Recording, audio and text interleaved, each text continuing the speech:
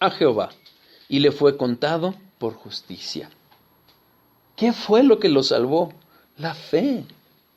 No fueron las obras. El Antiguo Testamento también apunta a la fe. Las doctrinas que estudiamos en el cristianismo, que hemos visto y que si Dios quiere seguiremos viendo, no nada más están en el Nuevo Testamento. Desde el Antiguo Testamento se está apuntando a Cristo.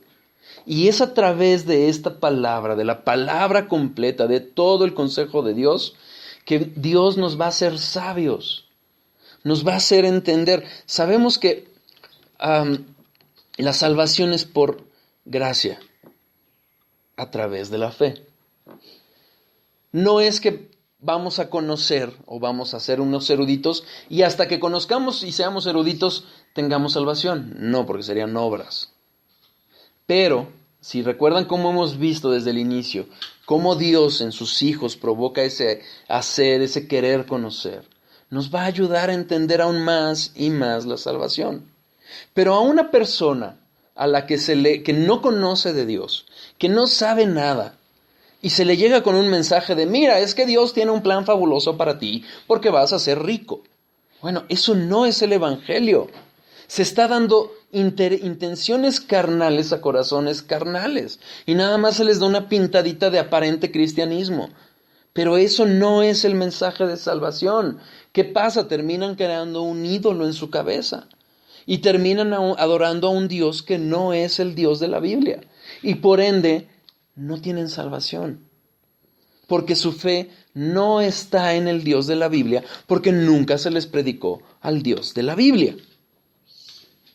¿Qué va a provocar la Biblia? ¿Qué esta predicación, esta sabiduría que nos lleva a salvación, nos va a llevar a reconocer el pecado?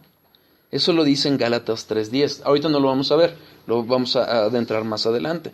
Pero nos va a hacer reconocer quiénes somos, saber que somos pecadores.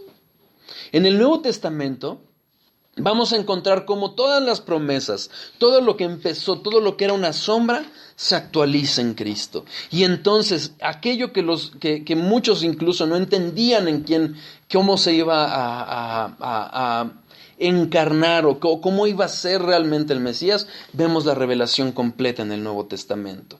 Cristo es el que da cumplimiento a esas promesas. Entonces, los que por gracia de Dios pudieron ver esta sabiduría, esta revelación que ya estaba, en el momento que vieron a Cristo, muchos sabían que podía ser el Mesías y prefirieron guardarse, no reconocerlo y atacarlo, porque estaba atacando a su sistema religioso. Pero la verdad es que eso que estaba anunciado desde el Antiguo Testamento vino a ser cumplido por Cristo. ¿Cómo lo dice Hebreos 1:1?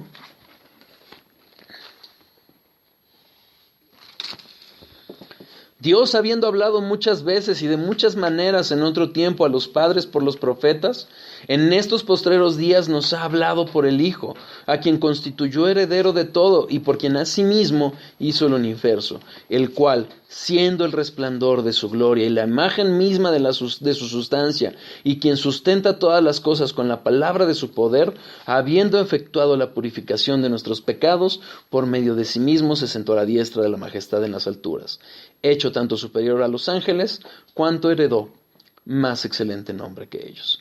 Finalmente vino a cumplir, a dar la revelación completa, el resplandor de toda la gloria, la imagen misma de Dios.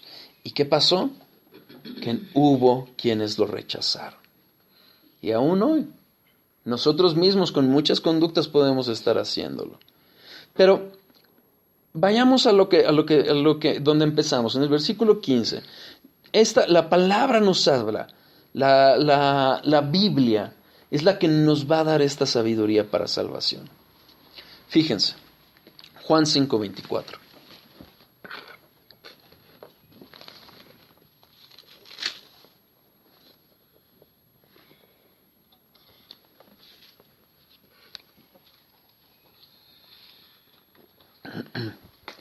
De cierto os digo, el que oye mi palabra y cree al que me envió, tiene vida eterna y no vendrá a condenación, mas ha pasado de muerte a vida. Nuevamente la fe, pero vemos ahí la presencia de la palabra.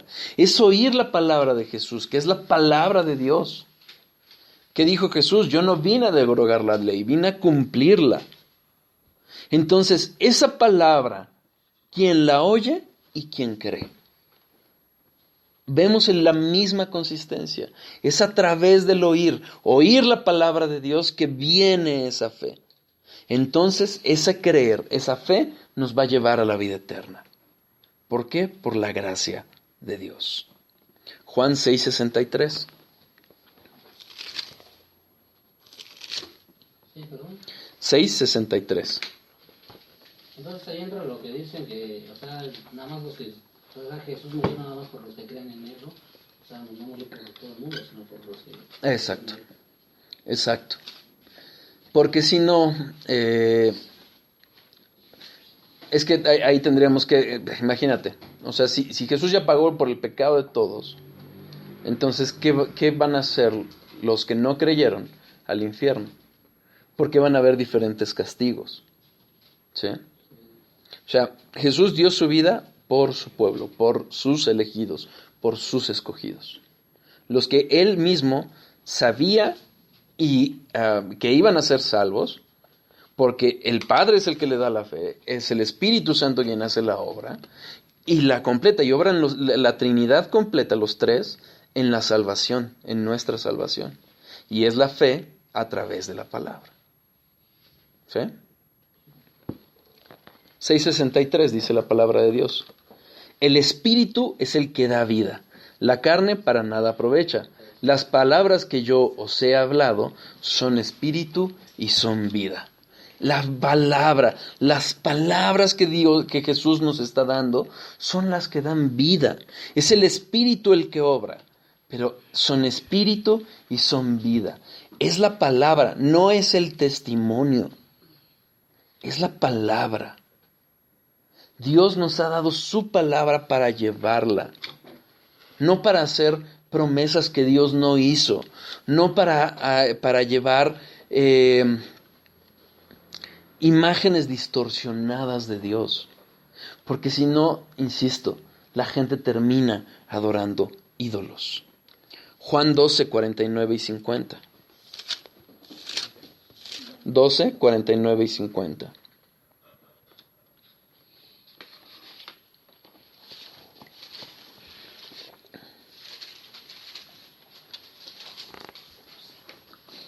Porque yo no he hablado por mi propia cuenta.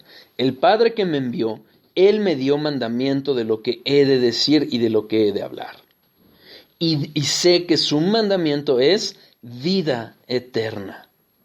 Nuevamente, ¿qué es lo que vino a hacer Jesús? Vino a dar un mensaje, el mensaje que el Padre le dio. Este mensaje de salvación, de revelar completamente al Padre quién es, cómo es, cuál es su carácter. Cómo los fariseos habían distorsionado el mensaje de Dios, Jesús vino a mostrar la verdadera revelación. No a cambiarlo, sino a realmente explicar lo que el Padre había dicho desde el inicio. Y este mensaje es el que da la vida eterna. Nuevamente vemos ese paralelo. Es importantísimo entender nuevamente que es la Biblia, es la palabra de Dios, es el Evangelio, el mensaje que está plasmado es el que nos va a llevar a esa vida. ¿Por qué? Porque es así que vamos a reconocer al Dios verdadero, que nos va a dar discernimiento para no llevarnos por falsas doctrinas. El mandamiento, es decir, es hablar, la palabra es vida, palabras de Jesús, lo que Jesús está hablando, Dios mismo hablando, eso es autoridad. ¿Y por qué tiene esa autoridad? Porque la gente reconocía que lo que enseñaba Jesús lo enseñaba no como los otros, que su doctrina tenía autoridad. ¿Por qué?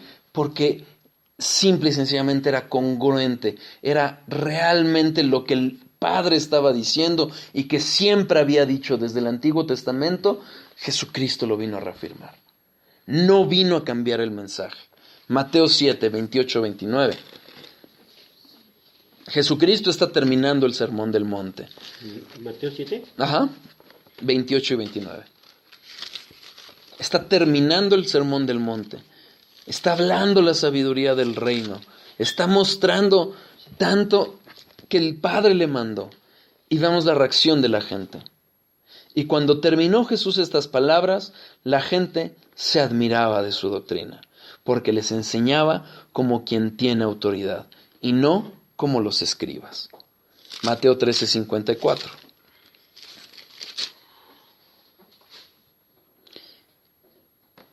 Y venido a su tierra les enseñaba en la sinagoga de ellos, de tal manera que se maravillaban y decían: ¿de dónde tiene esta sabiduría y estos milagros? Su enseñanza, eso es doctrina.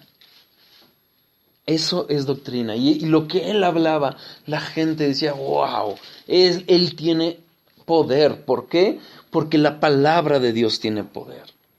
Finalmente, ese poder que había sido, que es el que hizo la creación y que la sostiene, que la sustenta, estaba siendo hablada. Y la gente podía reconocer eso. Podía ver la diferencia entre los fariseos que solo hablaban de leyes humanas y quien realmente estaba hablando doctrina de Dios. La palabra misma de Dios. Primera de Pedro 1:23.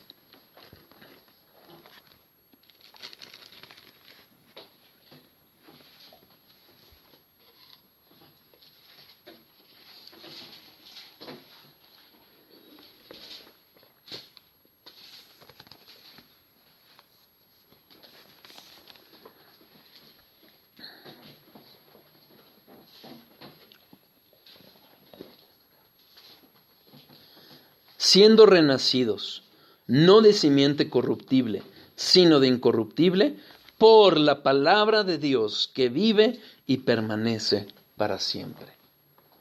Nuevamente lo vemos reiterado. ¿Qué es lo que nos lleva a la salvación? La palabra. La palabra de Dios es la que nos lleva a ser renacidos. ¿Quién inspiró la palabra de Dios? El Espíritu Santo. El Espíritu Santo es el que nos da esa vida, el que nos hace renacer. ¿Cómo? A través de la palabra. El mismo autor, el que la lleva y nos convence, nos redarguye de pecado, de justicia y de juicio, es el mismo instrumento que usa para hacernos nacer de nuevo. La palabra. Es la palabra de Dios. Juan 20, 30 y 31. Desafortunadamente, Juan 20, 30 y 31. Desafortunadamente, hay una especie de moda en muchas iglesias en que dicen: vamos a hacer nuevas estrategias, vamos a hacer eventos, vamos a hacer conciertos, vamos a hacer lo que sea, para que la gente supuestamente llegue a Cristo. Acaba de haber un evento, el 1 millón para Jesús, y habían unos hermanos de sana doctrina yéndoles a predicar, no solo a la gente, sino a los mismos que decían hablar de parte de Jesús. Y era gente que no conocía a Cristo y pretendía evangelizar. ¿Cómo? Con sistemas. Vamos a hacer esto más moderno, vamos a hacer esto más agradable, vamos a quitar la palabra pecado, vamos a quitar N cosas, queriendo vender un producto. Y ese producto no puede ser vendido. Es el evangelio distorsionado, no es el evangelio, no es palabra de Dios. Fíjense, escribe Juan: hizo además Jesús muchas otras señales en presencia de sus discípulos, las cuales no están escritas en este libro. No están escritas. Pero estas se han escrito para que creáis que Jesús es el Cristo, el Hijo de Dios, para que creyendo tengáis vida en su nombre. Fíjense en este detalle. ¿Hay otras cosas que hizo Jesús? Sí. Juan las vio. Juan fue el que más vivió de todos los discípulos. ¿Por qué no las escribió? Aquí lo explica. Porque estas palabras son suficientes. Estas son las que se han escrito para que creáis. Para que creyendo tengamos vida. ¿Se necesita algo más? No.